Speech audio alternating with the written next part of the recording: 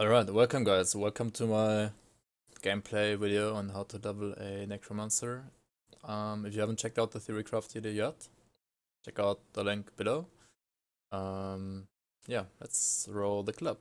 I'm gonna show you some actual gameplay footage here from when I leveled my Necromancer, or like my Oppressor I should rather say. This guy ended up being the Fire Oppressor, for which you can find a build on the forums as well. So yeah, let's run this. Got a random level 20 Necromancer here. I think he has some devotions from Crucible. So I had devotions from Crucible here because this character was like an old character, which I already used before the expansion. I wanted to like level it up, but then I like stopped at level 20. So I did Crucible on him, like the old school type of leveling, where you go to Crucible, like at least 8 devotion points there, or like 5 to 8 devotion points from Crucible, and then proceeded to do Act 1 in normal. So that's why this guy's like level 20 and has like a decent amount of devotions already. As you can see, my first devotion of choice was the Viper, the Bat I mean, the Viper. The Bat is probably the best tier 1 devotions overall right now in the game, and it perfectly fits Vitality builds. So yeah, just put 1 point into the green crossroads, and then use the Bat devotion as your starter devotion for leveling with Ravenous Earth. And yeah, I mean, just bind it to Ravenous Earth and you can like speed through all the content from then on, using the Loghorrean set obviously. If you don't have it, it's not that big of a problem, just use experience potions instead, or like on top. I'm using both. And what I do here is I go to Elite, and yeah, start off with Elite because we now have these merits, as you know from my other video.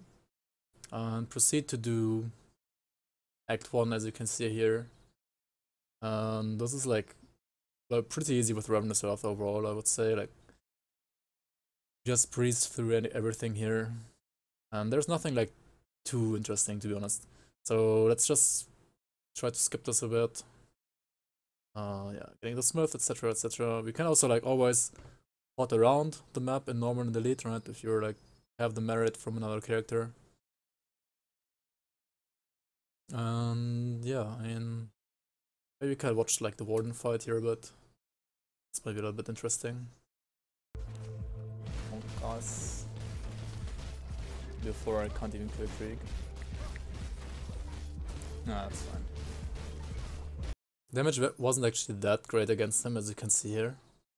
But that's fine, like damage is gonna be better later, once I get to my bone spikes. Because right now I'm like using random weapons and don't really have anything that scales my Ravenous Health, except for the Bat Devotion. And also remember, this is elite still, so it's fine taking like a little bit longer against him, I guess.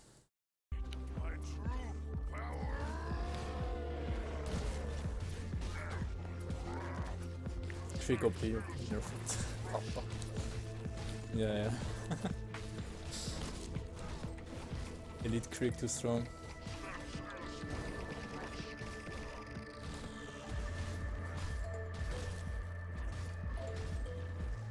Also welcome Ryan. Thank you again for trading the Blight Lords. I mean, or crafting the Blight Lords at pieces for me.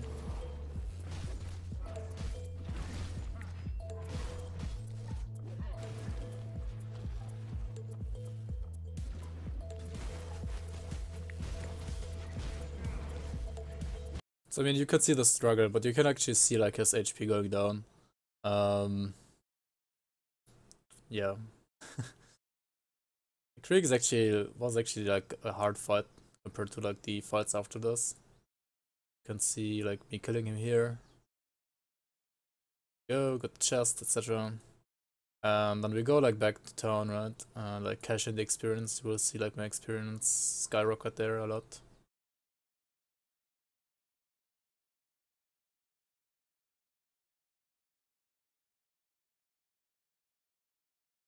So yeah, basically almost level 40 going into Act 2 in Elite. Actually I'm going to Act 6 here, I mean Act 7, and do like some side quests here. Like the first quest of like the Act 7 quest section. You don't have to do that, you can if you want to, like the first quest is pretty easy. If you, for example, want to go back to the vendors, buy some like movement abilities for your character to like use on your augments. Like movement augments to use on your medals, I mean. Alright, you're gonna see me here in the cave of Act 2, doing the Devotion Shrine, like killing enemies, kiting them around, etc. with Ravenous Earth. I mean, it's still a breeze to like level with this, to be honest. Yeah, so Act 2 overall shouldn't be too difficult. While doing Act 2, like everything should be, I mean, pretty smooth actually in Act 2. Just make sure that you don't have like very low pierce resistance, because like having low pierce resistance can actually be a problem in Act 2. Like, all the Cronday guys deal a lot of pierce, and some of the boars do, etc. And also like some of the undead have like a lot of pierce actually, pierce damage. Like having better armor would also not be that bad, but I mean we were using the Loghorrean set here anyways, so it says like bad armor, we're just compensating with like higher HP and having decent physical resistance, I would say. Now one quest line you should always do is the Pine Barrens quest line. Always do this in Elite and on normal as well, in my opinion, to get the shrines and also the experience. On Ultimate, you can kind of skip it if you don't need the experience anymore, because you're gonna have like level 94 by then, usually. It depends, like sometimes you need to do it, sometimes you don't. Okay, so what I did here is I went back to normal. After the first hour of leveling in Elite, I went back to normal to like get the rest of the devotion shrines. You can do this either this way, or you can like go to normal first, do devotion shrines first in normal, then go to Elite. You can also like give yourself a head starter in Ultimate, like up to level 30 for example, like just to Act 1 in Ultimate, and then do normal, do the devotion shrines, and then go Elite and do everything on Elite. It doesn't really matter that much in my opinion. So the very fastest way to do it would probably be to do all the devotion shrines in normal first, then do Elite, and then just do Ultimate after. Because that way you have like your devotion points fastest. So the devotions are gonna level with you faster than if you do it like another way. You could see me like take shrines from Act 5, 6, and 7, just porting around the map, going where the shrines are, and this is like me taking the last ones in normal. After this, I'm gonna go back to Elite and like do the rest of Elite. Also, you could probably see me use a bone spike there from now on. We're gonna like highlight these a little bit more. You can see here this weapon on my right hand here, the bone spike. You can find these in the mountain deeps, and they drop from like the troll magi's. And those are like the best dagger slash weapon for Ravenous Earth leveling. So ideally, I don't have those optimized on this run, to be honest. Like ideally you want to have double bone spikes, you want to have a medal that is from the Agdenbog area, which gives you like bonuses to Ravenous Earth. And then you want to have a relic that allows you to dual wield, so you can dual wield these. I didn't do this here yet. I'm gonna do it later, I think, like later down the road of my leveling this character. But yeah, just a heads up for you guys, you can do that like very, very soon into the game. Like if you have the merits, you can literally, like after doing maybe Act 1, you can literally port over to Mountain Deeps, grab yourself a bone spike, you can go over to Agdenborg, grab yourself a medal, and make yourself like the Blade Dancer talisman, I think. It's gonna speed up stuff a lot for you, for sure. So you can like level way faster than I did on this character. I think I leveled like level 20 to 94 in around 7 hours, which isn't really that impressive, to be honest. Like it's not slow, but it's not really fast either. Anyways, Maybe we can like skip to some more important bosses here again to show you like how you fight bosses in this build. Like for the most part, I just run through like use Ravenous Earth every now and then, and just everything dies anyways, pretty much. So there's, for example, Zarya the cover here. Scroll back just a little bit here. Oh yeah, I mean, for the most part, you just put Ravenous Earth under the enemy, and like the shrine here as well. Just put Ravenous Earth under the enemy, and they just die. I mean, that's just how it is, right? If you can face tank enemies, at least while leveling, that's actually a lot easier. Also in the end game, it's easier because then you make sure, basically guarantee Ravenous Earth shotgunning the enemies. Because if you like kite around, then you're gonna lose some DPS. Sometimes you do have to kite around to not die, obviously, but you may like you can lose some DPS. I mean, you're gonna lose DPS. Yeah, that was, for example, the Zarya kill. Nothing too like spectacular here.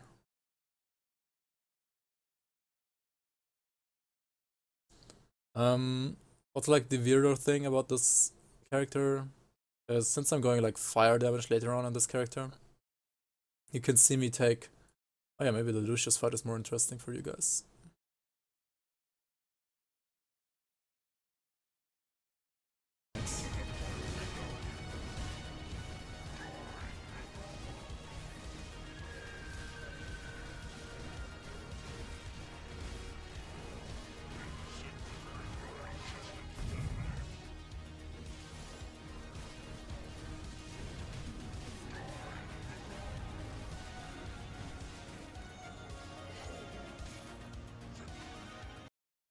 So I mean, because of the way Ravenous Earth works, and it also reduces enemy damage by like up to, depends on like how high you can take decay, right? But I think it's like 20 to 30% for 20% for like soft cap, 30% for hard cap. I could like almost fast tank him during the entire time. Like the only time I like used my Virus Might, this ability over here, to like charge away from him was when he used his meteors, so you don't want to get shotgun by those. Like when he shoots those projectiles that leave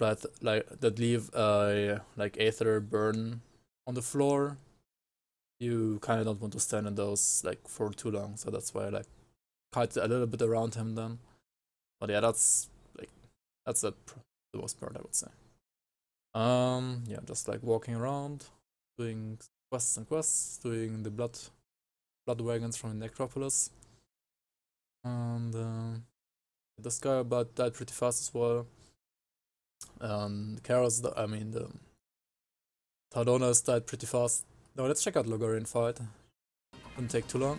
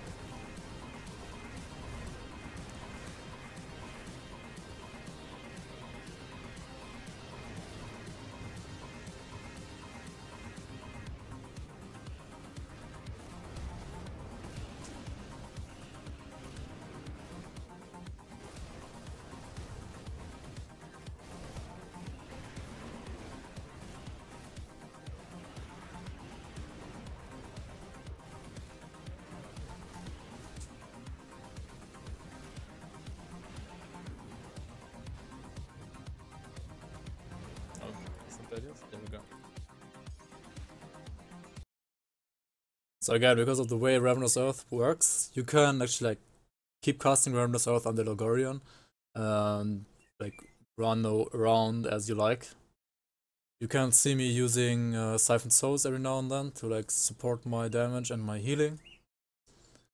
But yeah, other than that, I would say Loghorrean is very easy on Ravenous Earth builds because you just put Ravenous Earth under him and like run around and you don't even lose any DPS because he's like standing in one position anyway, so you're like shotgunning him all the time anyways. So yeah, he's pretty easy for Ravenous Earth builds. Yeah, I mean, after that, I'm like going to Act 5 and 6.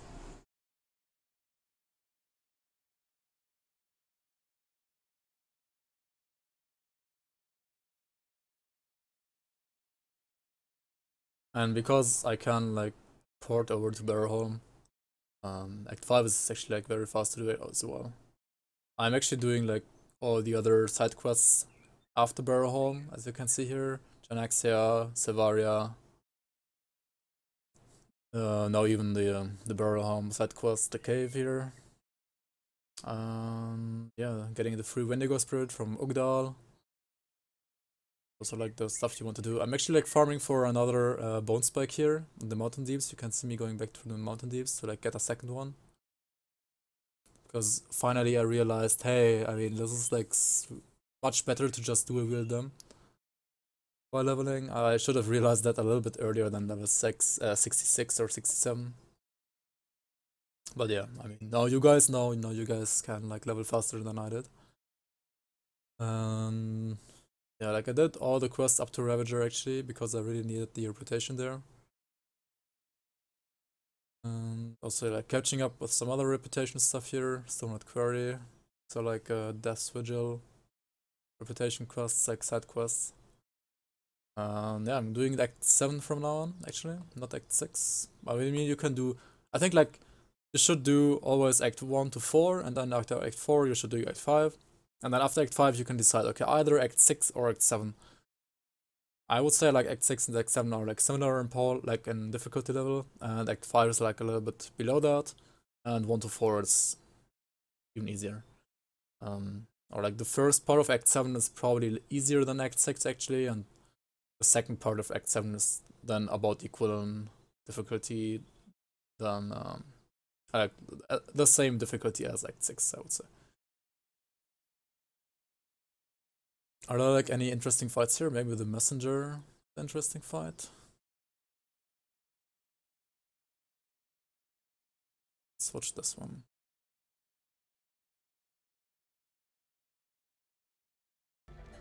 Feel free to ask anything you want.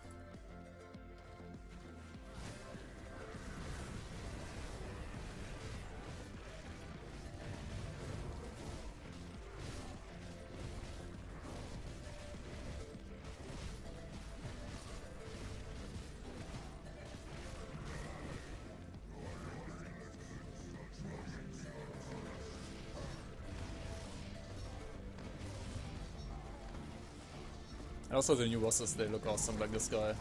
I mean, this guy's not necessarily the strongest boss, but like his visuals are nice, very nice.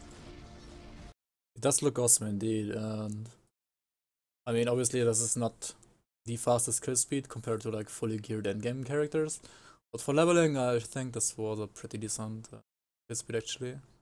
And again, like you have reduction to enemy damage, so he didn't really hurt me at all there. And also like you can kite around, or like as long as you make sure he stands inside of your Ravenous Earthers, you don't really lose any DPS while like running around him. Like the other bosses here are like just as like similar in difficulty, I would say, for this character. Like I'm not really having any problems, like any real problems on this character. There's the Korvaak fight as well. I mean, Korvaak is not that much of a challenge, to be honest. Like Father Kaiman is much harder. But the thing is, you can actually skip Father Kaiman in Elite and Normal if you have the merits.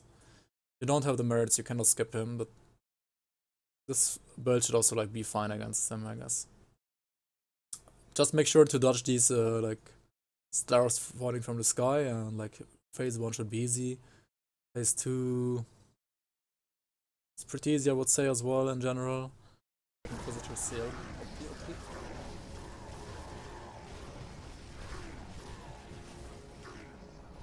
Yeah, just have the energy problem though. And he can port now. 6.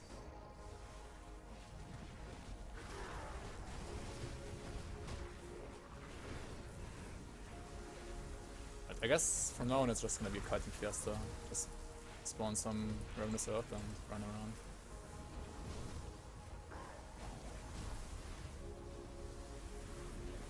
And phase 2 is kinda annoying with all those minions actually.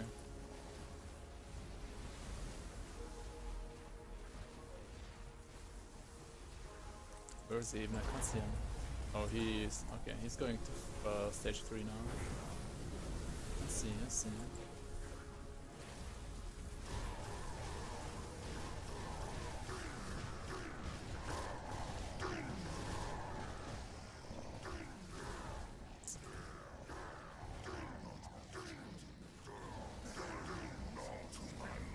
Hold.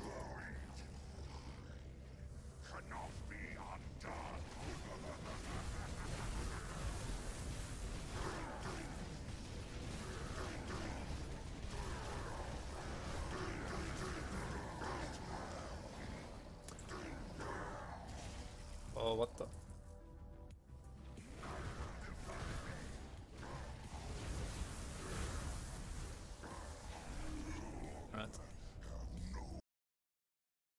Alright, I mean, you could hear me talk about having some energy problems there.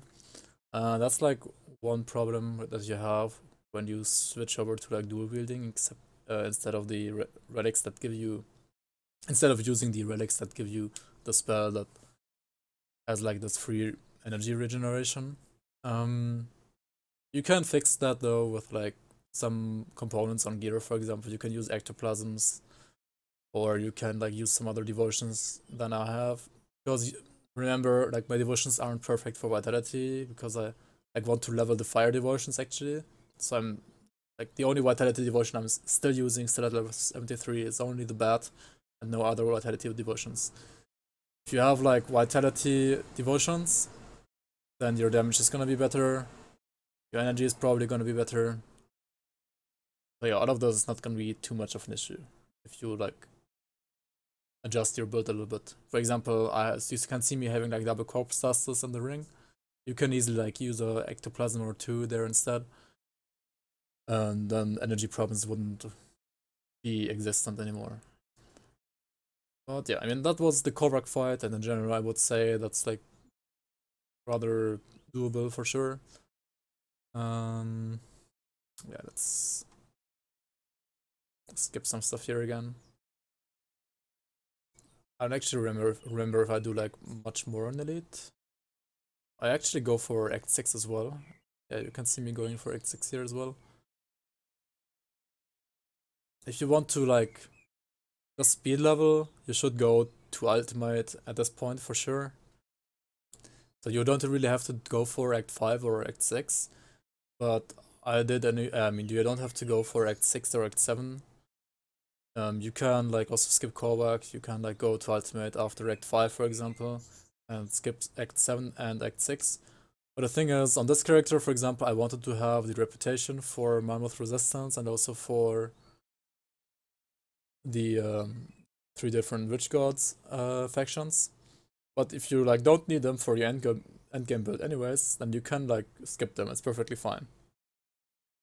But if this is like your first character, then you should obviously do all like everything anyways, because you're not gonna be this high of a level without experience potions and low card set.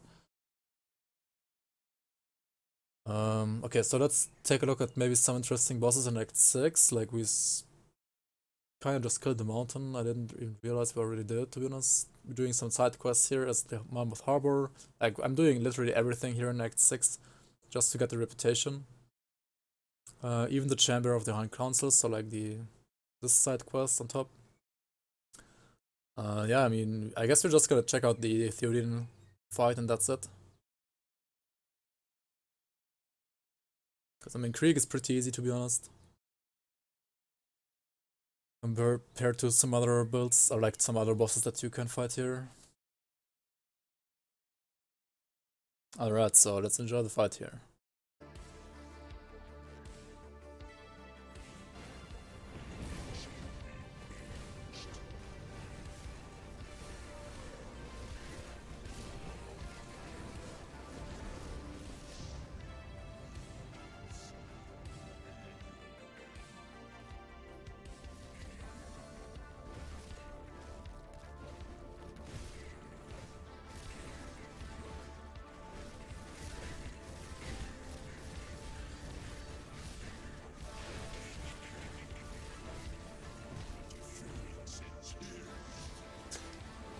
So many Ravenous, I was like, holy shit.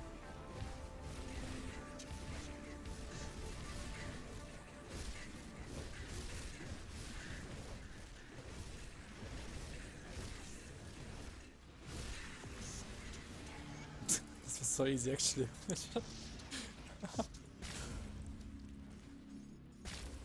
What the fuck? Yeah, Theodin is actually pretty easy for Ravenous Earth builds as well.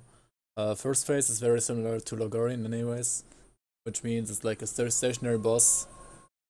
You can apply Ravenous Earth perfectly.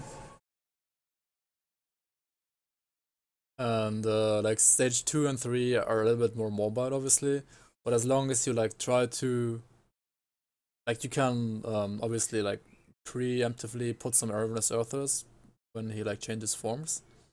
And also make sure to just like kite around him in a circle so that he like doesn't move, and yeah, you're gonna get like full effect from the Ravenous Earthers. Yeah, I mean this is probably gonna be it for this showcase on how to do, or like how to level with Ravenous Earth, and like how to do the different act bosses with it as well.